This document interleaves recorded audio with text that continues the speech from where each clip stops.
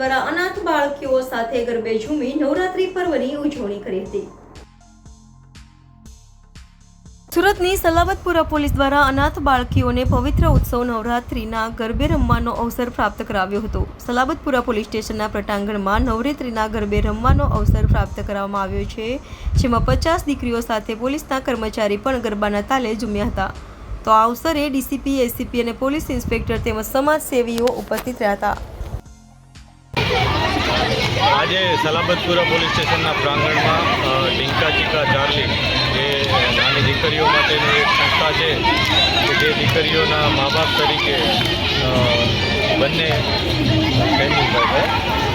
જયરૂપભાઈ અને એમની આખી ટીમ છે, ડોલીબેન બંને, અને સાથે અમારા ધર્મેશભાઈ, આ બધાની ટીમે જેમના મા બાપ તરીકે એમનું કાળજી રાખે છે।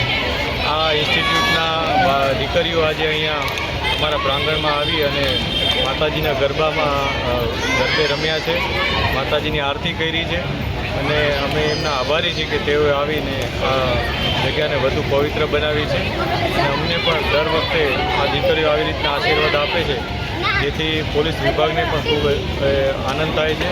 અમે પણ આજે વધુ પ્રતિબદ્ધતા દર્શાવીએ છીએ કે આ દીકરીઓની અને શહેરમાં જેટલી પણ દીકરીઓ છે એમની સેફટી માટે અમે પૂરેપૂરા પ્રયાસ કરશું, અને અમને એટલી શક્તિ આપે કે અમે એમાં સફળ થઈએ।